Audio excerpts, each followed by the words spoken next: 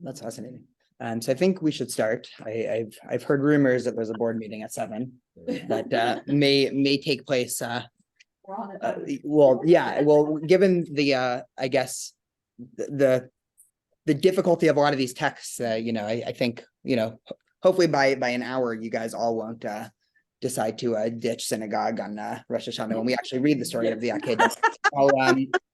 We're trying to do this a little bit hybrid in person and Zoom, so I'm going to try not to favor either group. But if the Zoomers feel like they're being a little bit ignored, I apologize.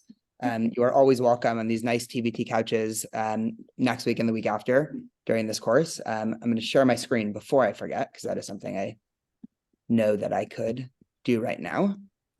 So 20 seconds. Perfect. Okay, so just by way of introduction, I want to say 2 or 3 things, and then I'll pass out some source sheets. I wanted to purposely introduce before handing the source sheet. One person took the source sheet, and I'm very impressed you're still here.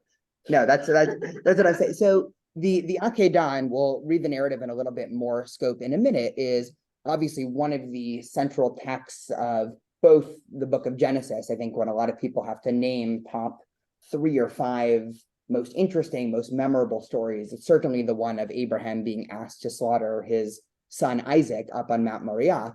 We also, of course, have tied it up into the liturgy in an interesting way, where on Rosh Hashanah during the high holidays, right, you imagine it's one of the days in which we've known in Jewish life sociologically for the last 2,000 years, it's going to be the day where you get the most amount of people, or the second most if you count, Yom Kippur has a tight runoff. And so you have this 4 opportunities really to read the Torah over the course of the high holidays.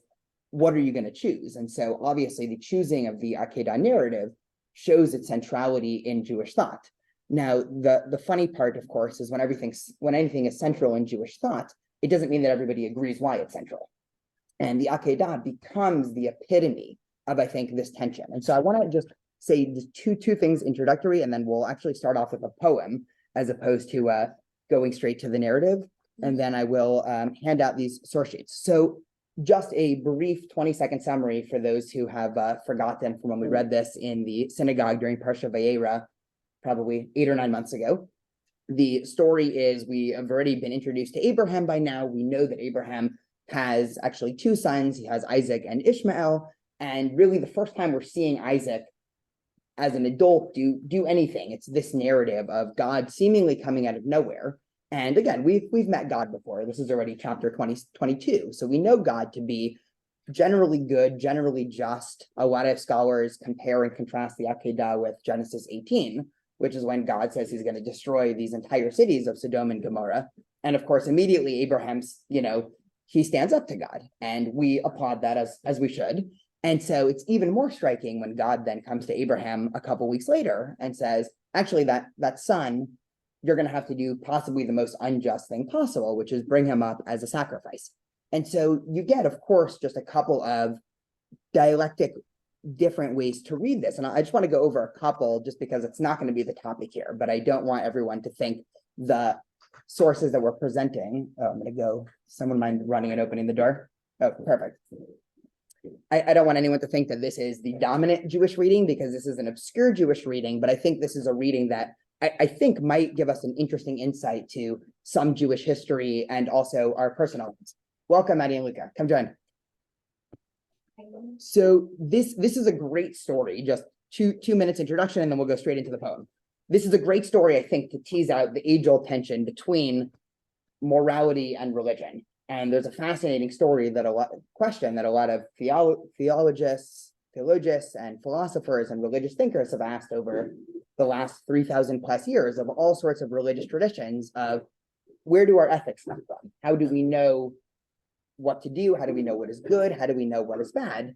And there's a very easy answer to that. It's an answer that Judaism actually rejects, but the very easy answer to that is to say, well, if God says it's good, then it's good. And if God says it's bad, then it's bad. And, leave me alone. What am I going to do? I can't, how do I wade into these things? Now, I said that Judaism rejects that because this isn't welcome. Because we all know, as people who have ever opened any Jewish texts are full of humans debating divine law and oftentimes reinterpreting it in the light of them thinking that it is in some way ethically problematic. And just the one quick example from this week's Torah portion, we're going to read in 3 days in synagogue here. We're going to read about what happens if a parent has a stubborn and rebellious son called a Ben Sora Umara. This is a 12-year-old son who is not paying attention. He's misbehaving, as probably most 12-year-olds do. And so this is not a new story. And the Torah in Deuteronomy is pretty explicit that you take that son, you bring him to the front gates of the city, and you have all the children gather around and you publicly stone that child. And now this makes it through. So we're going to read this in a couple of days, and this makes it through the Talmud. And the rabbis in the Talmud have a field day with this, because the rabbis in the Talmud add legal, if you ever need to hire a lawyer, the rabbis in the Talmud would probably be the best lawyer you can possibly find, because the rabbis add stipulation after stipulation and say, well, he has to do exactly this, and he has to do that, and he has to be exactly this tall, and he has to steal exactly this amount of meat. And then they conclude in this very famous rabbinic statement, there actually never was and never will be this case of a rebellious son. And so, some other rabbi sitting there says, well, then why does the Torah bother talking about it? And what the other rabbi says, it's so that you learn it and you discuss and you attain reward or schar. Meaning it's an interesting thought experiment. And the interesting thought experiment that the Talmud goes to tease out is there ever a time when you preemptively punish somebody for something they might do? Right? It was actually the central thesis in, I'm forgetting the name of the movie. It was a fascinating movie about a couple of years ago. I'm sure somebody here knows it. There was these 3 beings or creatures that were able to predict if somebody was going to commit a crime. Minority Report. Right? So the rabbis in the Talmud basically say this is the thought experiment of Minority Report, and incredible. So we know that Judaism rejects this. Religion has to supersede morality. And so a lot of scholars, of course, try to read the Abraham narrative, and they say, well, maybe this is just the abolishment of child sacrifice, right? That's probably the reading I think is most historically accurate. This is God saying, for thousands of years, humans have thought that I want child sacrifice. And when you look at the excavations and the religious books, and even they've done some fascinating and terrifying archaeological digs right outside of Jerusalem, and they've actually dug up from the 8th, 9th, 10th century BCE, so 3,000 years ago, they've dug up these graves of just hundreds of children that they think is from different Canaanite practices that our Torah describes, such as the god Molech and things like that. So the obvious interpretation of the Akeda is this is a vivid story to try to show that you might think, and humans have thought for a while, this is what God wants. It's not what God wants. What God wants, at least according to the Bible, is animal sacrifice, which we spend a lot of time talking about. All that's to say, this is not the direction that we are going to be going into today. And I want to read just 2 quick texts before we get into conversation. And I'm introducing, I gave that lengthy introduction because the sources that we're going to choose, I joked before that I doubt there's going to be a unanimous agreement with everything that is right here, but I can promise that nobody is going to be bored reading these sources. So I wanted to go straight to a poem that was found. It was actually recently translated about 40 years ago from a well-known Ashkenazi poet/historian, and I'll give more details about him at the end of class. Ephraim ben Jacob of Bonn. He was born in Germany. He spent some time in England, as a lot of Ashkenazi Jews did. There was frequent expulsions in different countries, so there was a lot of traveling and immigration. And here is his poem of the Akeda, and this actually makes it into some liturgies in ancient German Jewish communities into different liturgies throughout the course of the year. I'm going to read it, and then we will discuss, because it is quite powerful and also difficult. So he writes, "You told your favorite to offer up his only one on one of the mountains to enact the priest. Offer me as a sacrifice the soul of him you love. Get it for me, for it pleases me well. You called upon him to withstand the trial, as calls a king upon a seasoned warrior. By this you shall be tested and prove victorious. The Lord tries the righteous." So far, nothing out of the ordinary, nothing that we don't already know from Genesis. Alert, the father ran to carry out of mitzvah and yearned to saddle his own ass himself, bound to God by a knot of love that outweighed dignity. Behold, O Lord, thou knowest it altogether. Then did the father and son embrace, mercy and truth met and kissed each other. Oh, my father, fill your mouth with praise, for he doth bless the sacrifice. I long to open my mouth to recite the grace. Forever blessed be the Lord, amen. Gather my ashes, bring them to the city, onto the tent to Sarah. He made haste. He pinned him down with his knees. He made his 2 arms strong. With steady hands, he slaughtered him according to the right. Full right was the slaughter. Down upon him fell the resurrecting dew, and he revived. The Father seized him then to slaughter him once more. Scripture bear witness, well grounded is the fact, fact. And the Lord called Abraham even a second time from heaven. The ministering angels cried out terrified. Even animal victims, were they ever slaughtered twice? Instantly they made their outcry heard on high. Lo, Ariels cried out above earth. We beg of thee, have pity on him. In his father's house we were given hospitality. He was slept by the blood of celestial tears into Eden, the garden of God. Initial thoughts, and any and everything is taken. Yes, I have a question. Yeah, of course. So on the second page, the full stanza where it says full right was the slaughter, is that supposed to be R-I-G-H-T or R-I-T-E? R-I-T-E. Okay, that makes a big difference. Yeah. Okay, thank you. Yes. that is a very interesting yes, that is a good catch. I've never heard this interpretation that he was killed and then came back, which I think you alluded to in your introduction to the course. So it's not saying that God can't do such a thing. I've just never heard of it before. Yeah. So here we have. I'm sorry for giving motion sickness on the Zoom here. Okay, I had heard of it. Okay, so we have hearing of it, not hearing of it. I'm curious, has anybody else here heard this interpretation before? And we'll try to we'll trace this a little bit, and we can come up with some reason. I'm curious if anybody on Zoom has heard this. We see no. So this ends up being, and we obviously have to ask ourselves a question, because this is exactly contrary to the biblical story. I mean, there are a lot of times in the Torah where you have cases where you have an edge case of the Torah is very unclear, right? If the Torah says to rest on Shabbat, you can have 10 different Jews sitting around arguing, what does it mean to rest? And, if my definition of rest is different than somebody else's, you can understand why there is not unanimous agreement about Shabbat practice, neither in the times of the Talmud nor in contemporary times.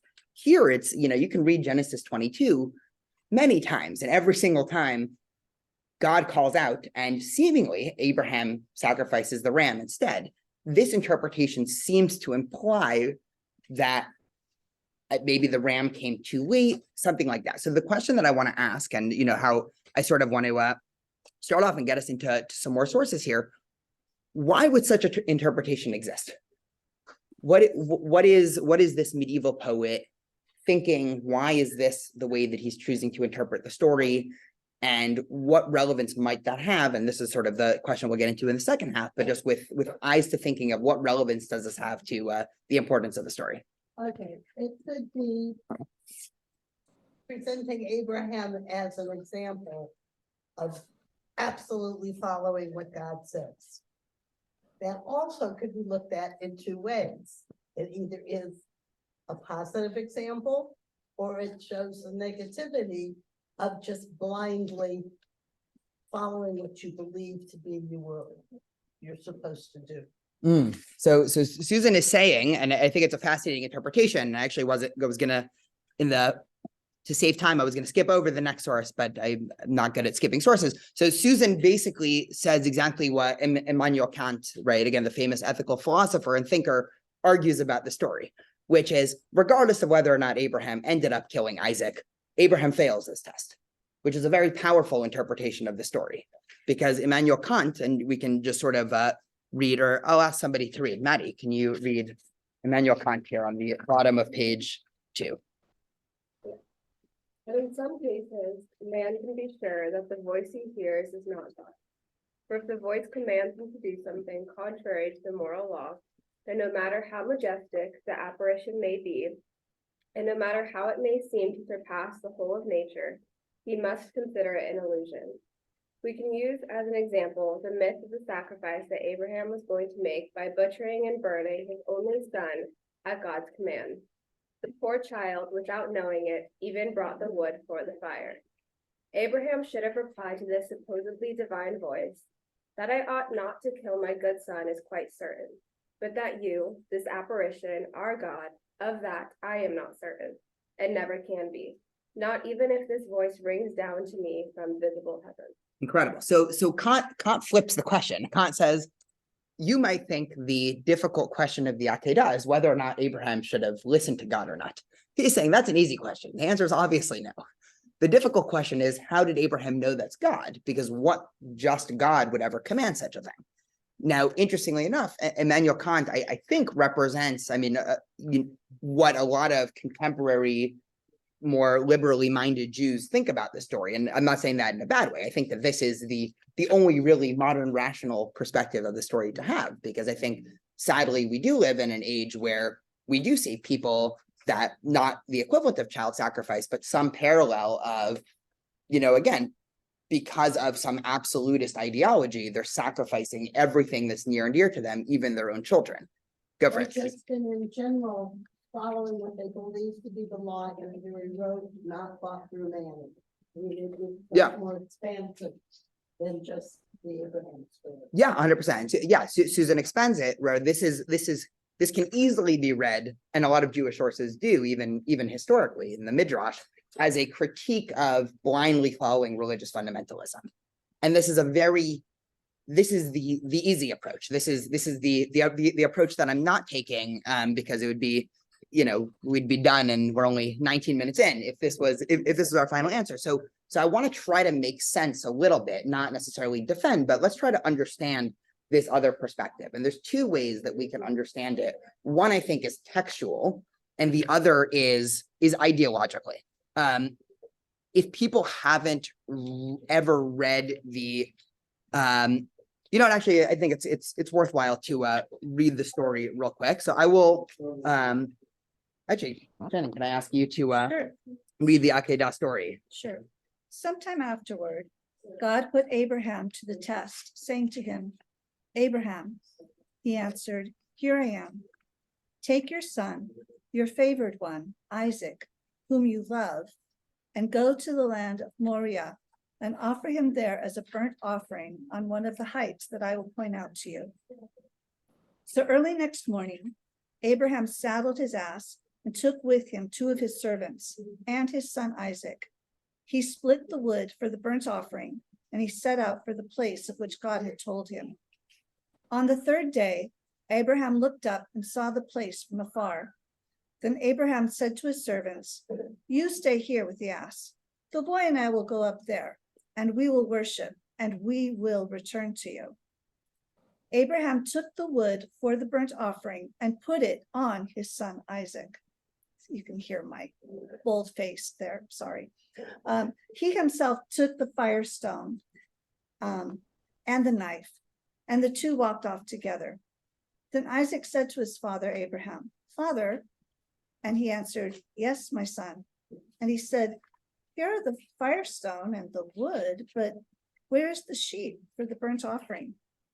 And Abraham said, "It is God who will see to the sheep for this burnt offering, my son." And the two of them walked on together. They arrived at the place of which God had told him. Abraham built an altar there. He laid out the wood. He bound his son Isaac. He laid him on the altar on top of the wood. And Abraham picked up the knife to slay his son. Then a messenger of Adonai called to him from heaven, "Abraham, Abraham." And he answered, "Here I am." "Do not raise your hand against the boy or do anything to him. For now I know that you fear God, since you have not withheld your son, your favored one, from me." When Abraham looked up, his eye fell upon a ram caught in the thicket by its horns. So Abraham went and took the ram and offered it up as a burnt offering in place of his son. And Abraham named that site Adonai Yireh, whence the present saying, "On the mount of Adonai there is vision." The messenger of Adonai called to Abraham a second time from heaven and said, By myself I swear, Adonai declares, because you have done this and have not withheld your son, your favored one, I will bestow my blessing upon you and make your descendants as numerous as the stars of heaven and the sands on the seashore. And your descendants shall seize the gates of their foes. All the nations of the earth shall bless themselves by your descendants, because you have obeyed my command. Abraham then returned to his servants, and they departed together for Beersheba. And Abraham stayed in Beersheba. Awesome. I'm going to stop you there. So then if you just want to skim, the next couple verses are just some lineages. And then just so we get our picture of where we're at in the Torah, this is the end of Parsha Vayera. And then the next week is Parsha Chayei, which starts with Genesis 23. Can I have somebody read just the first 2 verses of Genesis 23? Mark, can I? Sarah's lifetime, the span of Sarah's life, came to 127 years. Sarah died in Kiriath Arba, now Hebron, in the land of Canaan, and Abraham proceeded to mourn for Sarah and to bewail her. Amazing. So there's a textual problem here. There's a glaring problem in the last verse that Cantor Shannon read and the verses that were just read in Genesis 23. There's not a connection. We don't know whether Sarah was aware of what had gone on. We don't know about their return, Isaac and Abraham's return. Yeah, so Susan's actually picking up what Rashi, the 11th century French sage, he tries to connect the two, right, as he does, and he says that Immanuel Kant and Rashi, not too bad people to be in a community with. So Rashi explicitly connects these two and actually says the reason why Sarah died was because she had a dream that Abraham and her son were up on the mountain and that she saw Abraham about. This is actually one of the strongest critiques in rabbinic literature of this whole ordeal, basically saying that this was the cause of Sarah's death, just so much grief because of this. The problem that I'm looking for is, you're right, that this definitely a problem, is more explicit. It's sort of almost popping. It's almost so explicit when you read the story, you don't even notice it. I think Kendra Shannon picked up on it. It's that after this whole thing happens, Abraham returns to Beersheba alone. Isaac's not there. This is, if you want to reread, this is the last line on that were read. It's the last line on this page, and I will highlight it on Zoom also. So after this whole ordeal happens, God comes, God says, you're going to be blessed because you did not withhold your son. Okay, great. Abraham returns, Isaac is not mentioned. And then the immediate next chapter, Abraham's wife, Isaac's mother, passes away. And the entire beginning of Genesis 23 is a well-known story, right? It's Sarah dying and now Abraham trying to purchase a burial site for his wife. And he ends up purchasing the Cave of the Patriarchs in the city of Hebron. And the glaring question is, where is Isaac? And actually, interestingly enough, to find Isaac later on in the Torah, you have to seemingly go years later. The next time Isaac pops up is at the very end of Genesis 24. And just to give us a reminder, in the meantime, Abraham purchases the burial place. It's a couple more Abraham stories. And then you have the entire narrative of Abraham sending his servant Eliezer to try to find a wife for his son. And that's the next time a mention of his son is made, but Isaac's still not there. And the only time we're introduced to Isaac again is after Rebecca is chosen and found and she's on the camel back. It says that she sees Isaac and she was so, the Hebrew word here, there's a lot of different translations. She was so either impressed or taken aback, you can read it either way, that she had to sort of cover her face the second she saw him. And so there is a textual problem here where it seems like Isaac disappears. Now, from a family psychology perspective, the obvious answer is probably that Isaac just didn't want anything to do with his parents after this. And I think that's actually a very powerful answer, which a lot of people give, which is, go for it. Isaac allowed to do rather anemic that he doesn't. Does he do anything outstanding? No. Abraham Yeah. and Jacob do things or are involved in real. They are the protagonist in an event. Yeah. Isaac is sort of a nebbish. Yeah, Isaac definitely does not have the same gravitas in Genesis as Abraham and Jacob. And it's very well noticed, I think, by a lot of commentators where there definitely is some, fundamental, this definitely gets to Isaac in a very fundamental way. And I think actually the rabbis paint a very vivid picture in the Midrash where they say that they paint this very vivid scene of Abraham about to slaughter Isaac, and Abraham's crying. And the rabbis write that Abraham's tears were so powerful, they went into Isaac's eyes and blinded him. And as we know, at the end of Isaac's life, he's blinded. That's how Jacob and Esau were able to trick him. But really what the rabbis aren't trying to give you a medical diagnosis. What they're pointing out is this fact that Isaac really is, his growth was stunted in some way, and he ends up being a pretty bad father. I mean, his kids want to kill each other. And so yes, it definitely seems like this gets to Isaac. Well, Yeah, go for it, Mike. I think both Sarah and Abraham were not really great parents for people like Ishmael. Yeah. And Ishmael was the brother of Isaac and saw him being banished with Hagar. Well, you also saw that when they all got circumcised, because he was 13, well, the Arabs get circumcised now when they're 13, which explains a lot of anger in my mind, because that's a horrible time to get circumcised. I've seen that also in Africa, in the Maasai, the same thing. So I think Sarah was not such a sweetheart because she sent him away so that Isaac could be the preferred son, and Hagar because she survived because God saved her in the wilderness and blah, blah, blah. But they weren't very nice. They weren't very nice. Yeah, So yeah, Isaac saw all this. And then on top of that, they tried to kill him. They were very old to be parents, as I sit here. Yes. Thinking of that. Yeah. Well, that's actually, I mean, funny, I think we can rewrite the entire rabbinic tradition just in this room. I mean, what Susan said, the reason why it's Yitzhak is because tzachok in Hebrew is to laugh. And so the biblical pun is Sarah heard this, she laughed because she said, how are we going to have children? We're 100 years old. And in terms of what you were saying, it's also interesting that there are a lot of commentators that try to depict the Akeda actually as a punishment. And specifically, it was a punishment for Abraham banishing his son Ishmael, which happens in Genesis 21. You read the story of, Hagar and Ishmael, and Abraham makes a decision to banish them into the wilderness, basically condemning them to death. Because of Sarah. And, so yes, you definitely have a lot of bad parenting. So I'm curious if anybody on Zoom, I hope the Zoomers don't feel too neglected here, but I'm curious if anybody has any comments.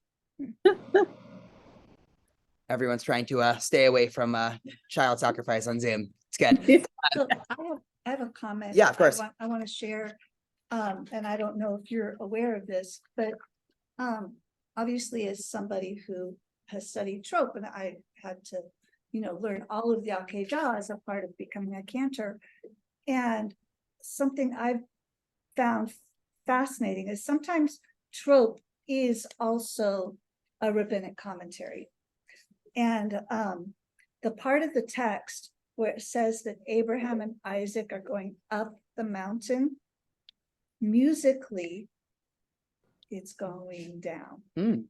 So you've got the ascent physically and musically is going down at the very same time in that text. And I've always thought that that is really an important way of understanding what the rabbis thought, who are actually creating or standardizing the grammar of our Bible. Oh, I did not know that. That's fascinating. I love that. So I wanted to look at just a couple of different rabbinic commentaries that try to answer this question of where Isaac went, and then you'll see how this will hopefully go full circle in about 20 minutes. So we get this sort of early commentary in the Midrash in Genesis Rabbah, and I tried to give dates here so we could sort of map this out historically. And this is, to the best of my knowledge at least, the first set of historical comments that really try to make sense of where Isaac went. And so here is what the rabbis conclude.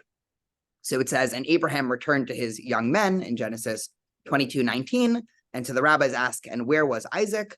Rabbi Ber Chaya said, in the name of the rabbis, from there he sent him to Shem to study Torah. And so just a little bit of background, the rabbis imagine, this is almost certainly not historically accurate, but in the rabbinic imagination, in the times of Abraham, there was actually a yeshiva. Who went to the yeshiva, right? That's a question for another time, right? Given that Abraham was presumably the only Jew around. But the rabbis imagine that there was a yeshiva called Shem, and from Noah's son Shem, if we remember our early Genesis genealogies. And this is a yeshiva that just to peel back the curtains a little bit, the rabbis aren't pulling this out of nowhere. Usually when the rabbis say something outlandish, there's at least a reason for what inspires it. They're actually dealing with a difficulty that comes out throughout Genesis, where there are clearly people that are not part of the Jewish community that are good people. And of course, we all say today, of course, right? You know, being a membership in a Jewish community is, of course, not a prerequisite to being a good person. But the rabbis are struggling with this. And to defend the rabbis a little bit, the rabbis, at least at the height of the Roman Empire and then subsequent, post-Constantine Roman Empire, were not always in the clutches of the best people on the outside. And so the rabbis are wondering, well, how was there somebody, let's say, named Melchizedek, who pops up occasionally in Genesis, and he's seemingly this good guy that, Abraham blesses, and, his name, even Melchizedek, means king of righteousness, right? Melech is king and Tzedek is from tzedakah. And so who is this guy? Who is this random king of righteousness that Bible scholars will say, well, he was some pagan priest, but the rabbis don't want to accept that Abraham and a pagan priest were going to lunch and hanging out. So the rabbis write, well, there was obviously this yeshiva that was the study hall for all these people. And so the rabbis, right, already have this motif of this yeshiva. And so they say, well, after the story, Abraham, Isaac makes the decision, you know what, I need more Judaism. And so he goes off to there. Rabbi Hanina, the next rabbi, says he sent him home for fear of the evil eye. And so Rabbi Hanina says, no, Abraham just very quickly after the whole ordeal shooed Isaac away, sent him home, because he, there were evil spirits, right? The evil eye is a strange concept in Judaism, but there were evil spirits around because of probably Abraham felt a little bit icky, to use a not strong enough of a word, about the whole ordeal. So you know what, Isaac, you go home before God changes his mind again. So this is the first attempt. I'll read one more, and then I would love to hear some thoughts. So now we get a Spanish rabbi named Joseph Ibn Caspi, who was he was actually historically well known because he was one of the primary commentaries on Maimonides. But he writes this very vivid story. And so he says, when I was in the city of Valencia some years back, the Lord in his goodness allowed me to run into a saintly and distinguished elder who had a long beard, all white. So this is him retelling the story. And so, of course, you meet a saintly and distinguished elder in Valencia who has a long beard, and you have one chance to ask a question. So the question you're going to ask of the saint is, where did Isaac go after this ordeal? And the saint answers, he told me the reason why Isaac did not return was that the Lord had sent him to paradise as a reward for all he had suffered when about to be slain. There he remained until he was to marry the lovely Rebecca. That is why there is not mention of Isaac's name, neither in the account of Sarah's death, nor in Eliezer's mission. I said to him, your heart be blessed for putting my mind at rest. And so this enigmatic saintly figure wandering the streets of Spain says, well, God immediately took Isaac to a heaven waiting room, and he stayed there for presumably several years, because most of the rabbis think Isaac was actually quite young during the story. And so, unclear what age he got married. I'll take your thought in 1 second. And he actually goes on, I cut the commentary short. He goes on to explain that's why Rebecca was so taken aback when she saw him, because he quite literally just popped from heaven. And so it gets interesting. Susan, were you going to figure out? And it says that Sarah died when she was 127, and she was either like 99 or 100 when they told her she was going to give birth, I think. Yeah. Okay. So, but then there are all sorts of theories of how old Isaac Yes. was. I mean, including that he was 40 years old. Yeah. So It's actually my favorite question to ask undergrad students when I'm doing the Akeda story with them is, how old do you picture Isaac? because actually you get people reading the story, and some people might read him as 5 years old, 6 years old, and other people think, no, he's a 30-year-old guy, marching up the hill. Interestingly enough, the Quran, which of course borrows this narrative, has the same story. And in it, of course, some pivotal details are switched. The most interesting detail, I think, is that Isaac is explicitly depicted as an adult, and Isaac is given full understanding of what's about to happen. And it's Isaac himself in the story, right? Because this wraps up, right, the main theme of Islam is personal submission. And so Isaac is sort of one of the central heroes who personally submits. Whereas, at least in Genesis, right, Isaac could be a 6-year-old, right? The rabbis try to, again, paint pictures that Isaac might be a little older. Any thoughts about the saintly white man's commentary that Isaac is sent away to? Well, you seem to have pulled that out of your butt.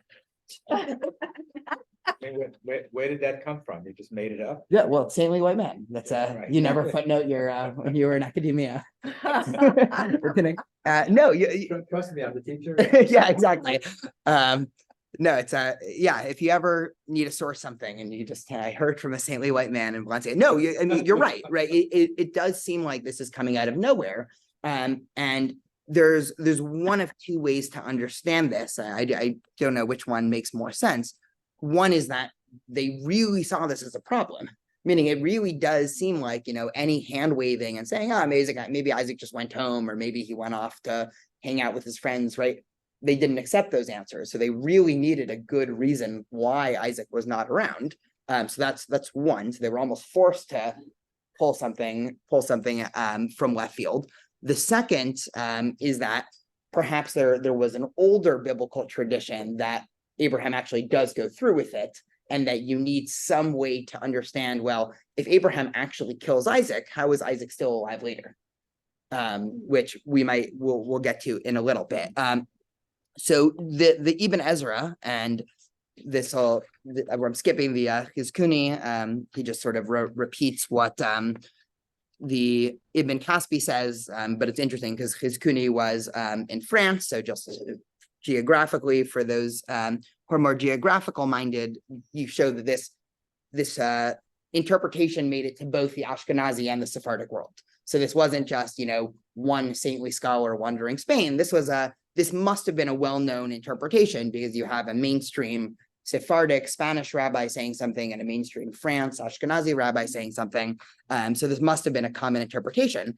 So the Ibn Ezra is, again, roughly the same time, maybe a little bit earlier in Spain, and he wants to reject all thinking about this, right? So he says, so Abraham returned.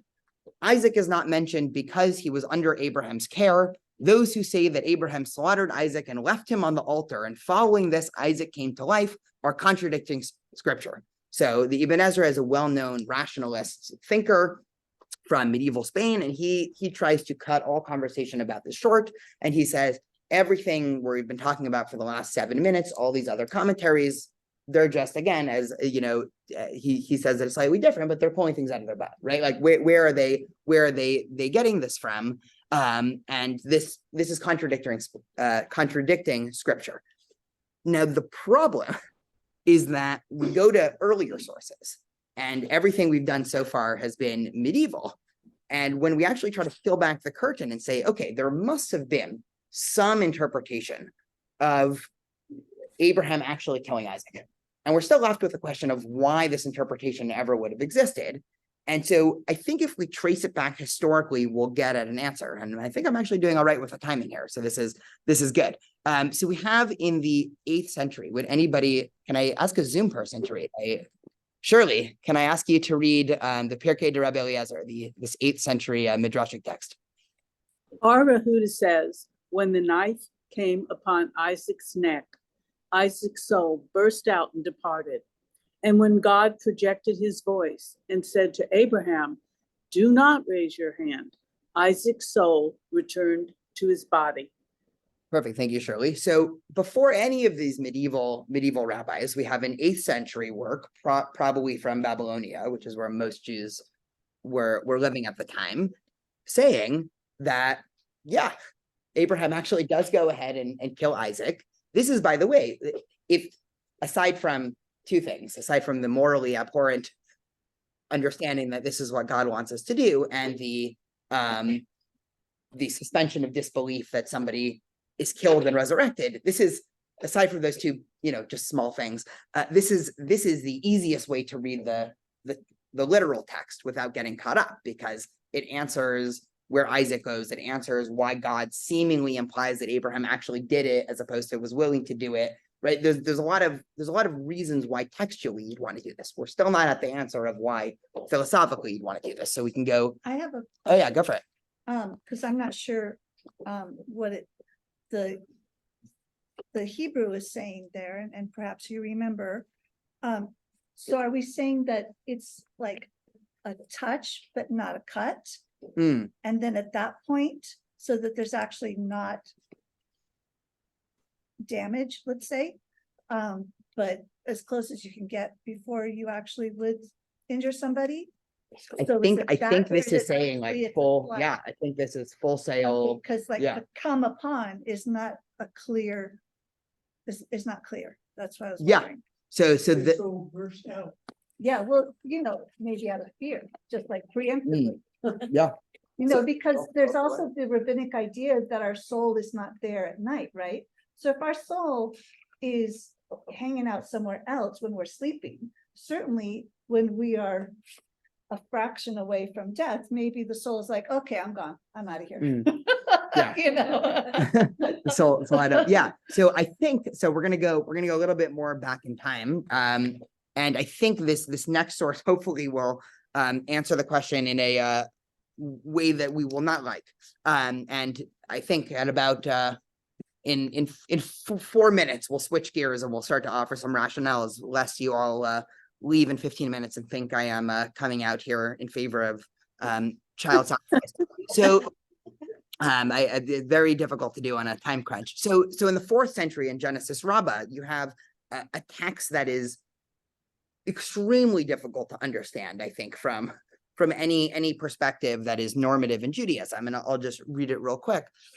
He says, and he said, do not lay your hand. So this is a commentary on the verse where God is telling Abraham, he says, don't kill your son and don't lay your hand, right? There's a seeming double language that he's using.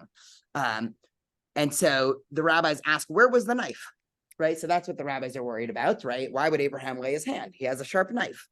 3 tears had fallen from the angels and the knife dissolved. Abraham said, I will strangle him.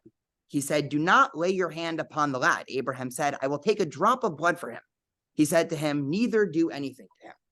So the rabbis are depicting Abraham as not wanting to forego this, right? This vivid scene, you can imagine, right, at the critical moment where the angels come and say, Abraham, don't touch your son.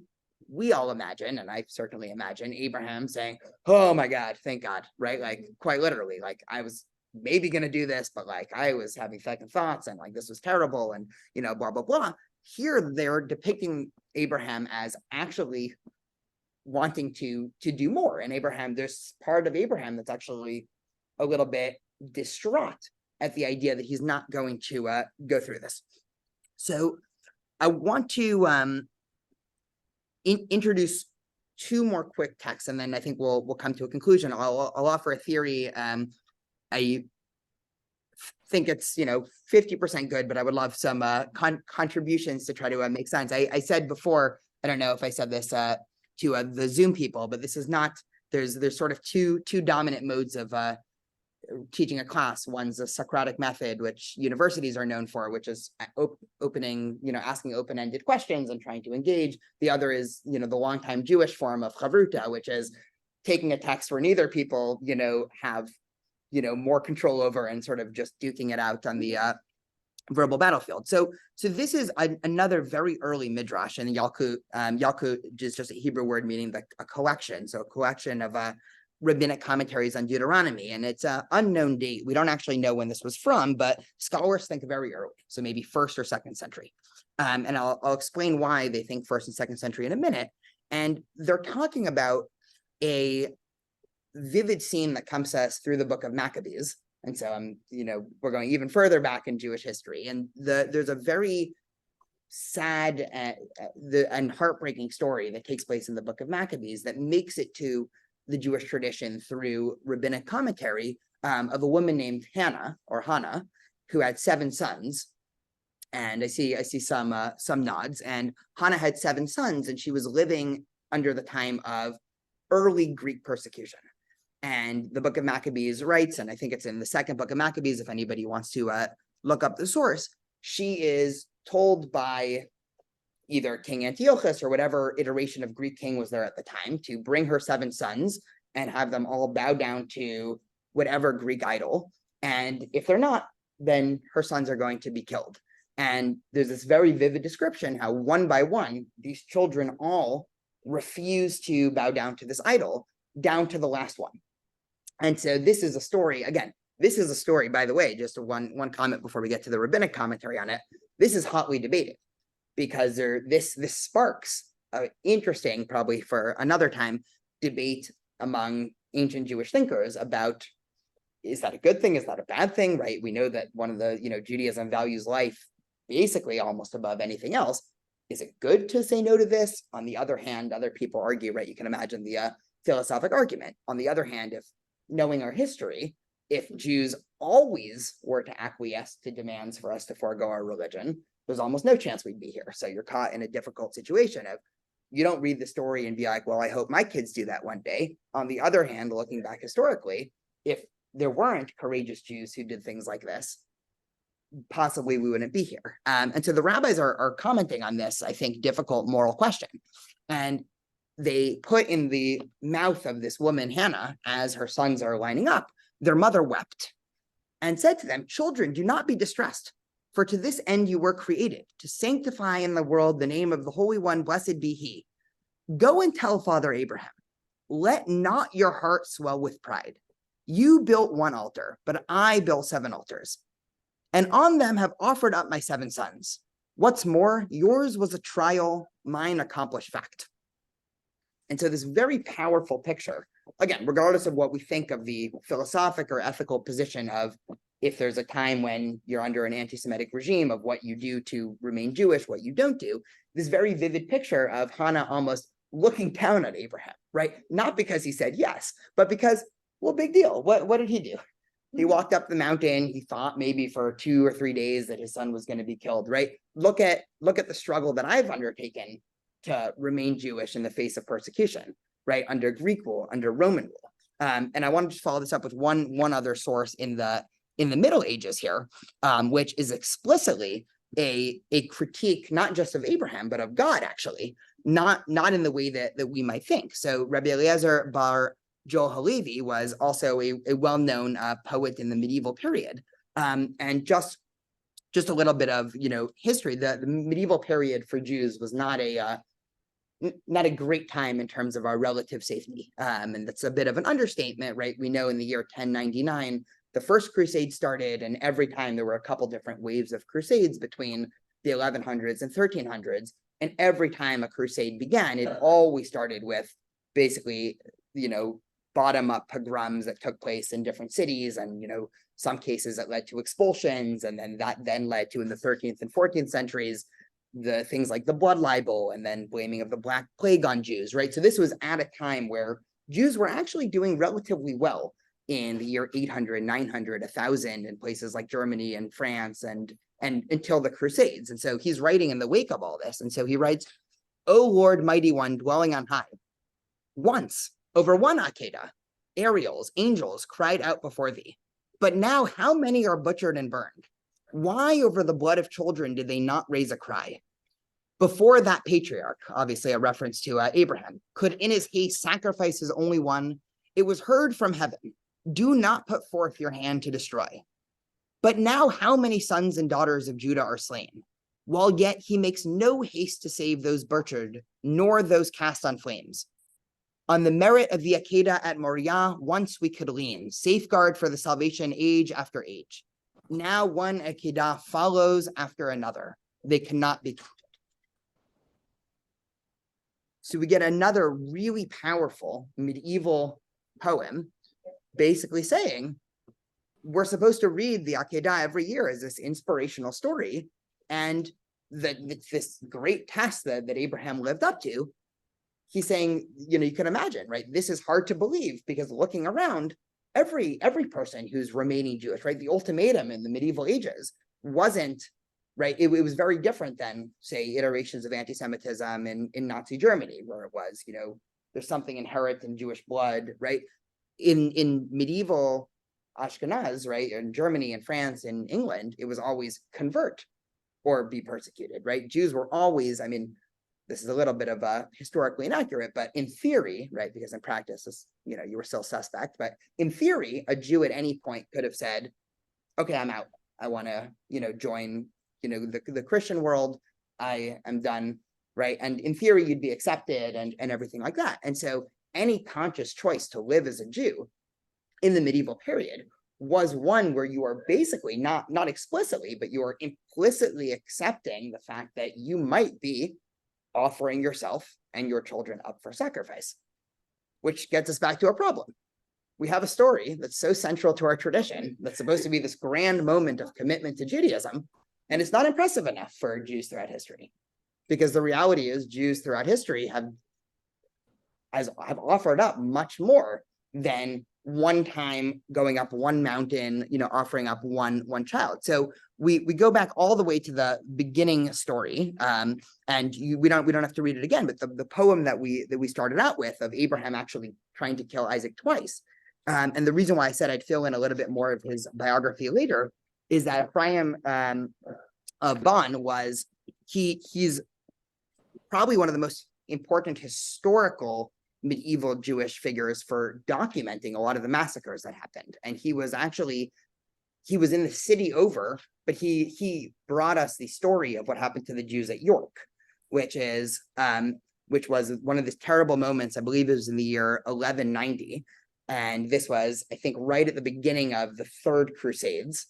Somebody could probably fact check me on this. But in the English town of York, there was a great, robust Jewish community. And all of a sudden, one night, right, in the beginning of the Crusades, the town folks banded together against the local Jewish community there. And the Jews obviously ran away, and they all fortified themselves in a building at the corner of town. And they were surrounded. And they were offered this ultimatum. We're going to burn down this building unless everybody here forcibly renounces Judaism. And it was a big debate among the people. From the story that he tells, it was a big debate among the people there. But ultimately, the rabbi of that community said, I'm not going to tell you what you have to do, but I'm going to not convert. And everybody there, again, according to his historical count, which most scholars accept, everybody there agreed. And so this was the castle where the building was burnt down, and estimates run from 100 to 300 people were killed in, again, this decision to self-sacrifice. So what relevance does this have for us? That's the last 3 or 4 minutes that I think that this is a fascinating history and a fascinating interpretation. And again, the reason why I said that I'm 50% sure of this interpretation, and please feel free to we can continue to talk about this after, is, where is it? So I want to read just one final source. We're going to skip over Yeshayahu Leibowitz. He was a well-known renegade thinker in Israel, fascinating for a whole bunch of other reasons. But I want to propose, based off of a reading of Joseph Soloveitchik, who was a well-known Jewish thinker in the 20th century, that what this story is teaching us, and again, obviously in a very different way, because we're all fortunate enough to, while there is, of course, still anti-Semitism, and we experienced that a week ago, we are not under nearly the same threats that the Jews under Greco-Roman persecution or medieval Christendom persecution were. There's still a component of Judaism in a metaphorical way that asks us to commit and sacrifice something of ourselves. Now, of course, not the literal sacrifice of lives or anything like that, but the question that I think that our tradition is getting at, and the reason why I think one possible interpretation of why this is a central story, and why specifically on Rosh Hashanah, we read the story, we blow the shofar, which the rabbis say is a allusion to the ram that's its horns was caught in the thicket, is we are basically saying we will make certain personal commitments and sacrifices, again, not the sacrifice of lives, but the sacrifice of time, perhaps, a sacrifice of resources, a sacrifice of, again, just planning to spend a Wednesday night, like sitting around studying Torah, as opposed to doing an infinite number of other things. And I think Soloveitchik gets this well. And so I want to read it. And then I do know that a couple people have to leave and probably a minute ago, but anyone else, I'm happy to stay around and discuss. So he writes as follows. He writes, the religious act is fundamentally an experience of suffering. When man meets God, God demands self-sacrifice, which expresses itself in a struggle with his primitive passions, in breaking his will and accepting a transcendental burden, in giving up exaggerated carnal desire, in occasional withdrawal from the sweet and pleasant, in dedication to the strangely bitter, in clash with secular rule, and in his yearning for a paradoxical world that is incomprehensible to others. Offer your sacrifice. This is the fundamental command given to the person of religion. The chosen of the nation, from the moment they revealed God, occupied themselves in an act of continual sacrifice. God says to Abraham, take now your son, your only one whom you love, Isaac. That is to say, I demand of you the greatest sacrifice. I want your son who is your only son, and also the one whom you love. Do not fool yourself to think that after you obey me and bring your son up for a burnt offering, I will give you another son in place of Isaac. When Isaac will be slaughtered on the altar, you will remain alone and childless. You will not have another child. You will live your life in incomparable solitude. I want your only son who is irreplaceable. Neither should you think that you will succeed to forget Isaac and remove him from your mind. All your life you will think about him. I am interested in your son whom you love and whom you love forever. You will spend your nights awake, picking at your emotional wounds. Out of your sleep, you will call for Isaac, and when you wake up, you will find your tent desolate and forsaken. Your life will turn into a long chain of emotional suffering, and nevertheless, I demand the sacrifice. Clearly, he concludes, this experience, which was rooted in dread and suffering, ended in ceaseless joy. When Abraham removed his son from the altar at the angel's command, his suffering turned into everlasting goodness, his dread into perpetual happiness.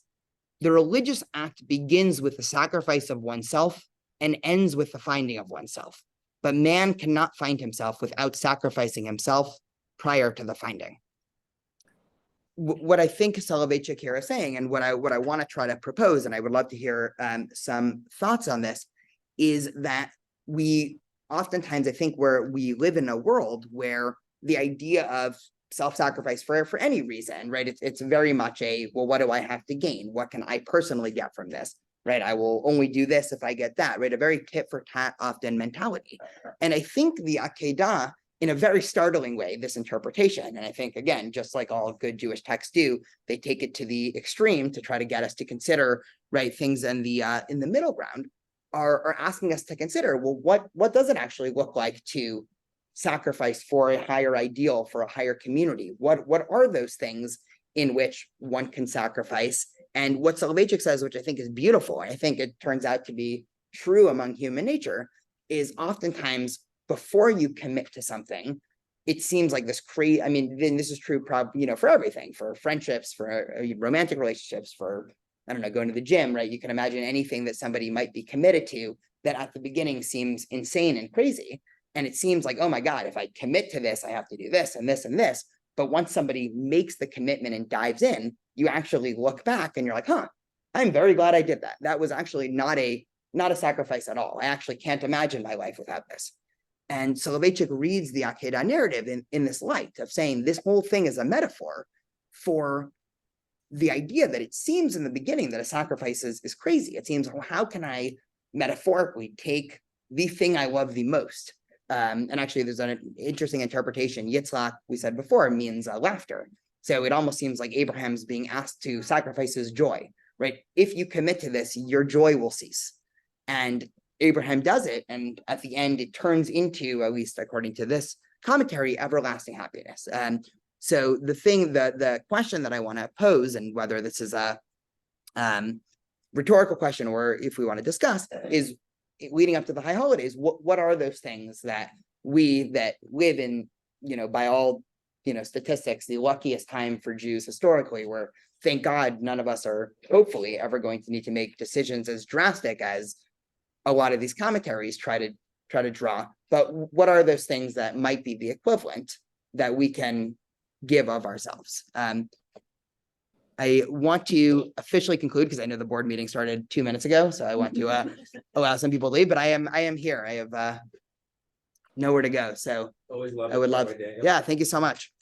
And if anybody has any thoughts, questions, comments, I will, again, this is a very comfortable couch, so Have a good meeting. On the side comment. yeah. So it just describes the result of the loss of an only son. Beautiful. Mm. I have questions for Cindy. Yeah, of course. I'm excited. Yeah. Soloveitchik, he, yeah, Yeah. he is an incredible thinker. I mean, yeah. I loved his thing. Do you have a book or something? Yeah, Would be I a will- Good extension. Yes, I I'm will. like, this is fascinating. This. Yeah, I will pulled get out. you. I would love to read something Yeah, that expands on this or. 100%. I more will. on him, because that's just, Yeah, that's fascinating to me, his. yeah. He was an interesting, so just like that's a Fascinating. 30-second bio of him. So he grew up in like a well-known, more not a Hasidic community, but like a ultra Orthodox, his, long line of family that goes Okay. back to Eastern Europe. And he moved to America. He studied in university, which was strange for, an ultra Orthodox Jew. He moved to America and he basically spearheaded, started the movement known as modern Orthodoxy. So he's probably well known for being one of the people that set up Yeshiva University, which Oh, wow. nowadays Yeshiva University is probably ideologically a lot more to the right than he set it up. I mean, I think oftentimes that's what happens. The institutions you sort of lose control over. But his whole mission was to have this fusion of modernity and Judaism in a rich way that makes sense. So his writing is very thoughtful and philosophical. Yeah, I really just interesting. love it. I love where he's coming from, and the way he writes as well is very understandable. Yeah. It comes across as Oh very. yeah, I will well. definitely send you Yeah, send I you would some. love that. Incredible. Thank you. Of course. And thank you so much, Shirley. And Thank Yeah. you. The end I thought was very, very positive and certainly much more enlightening than the beginning. yes, well, that's By why a very good way. it would have been a to very bad thing for somebody to have to leave at like 6:40. Or for somebody to I should probably make sure I don't like leave these scattered around. No, it's Shabbat Shalom. Have a good night. Thank Yeah. you. you too. Bye. Good night, everyone. Bye-bye. Bye. Bye.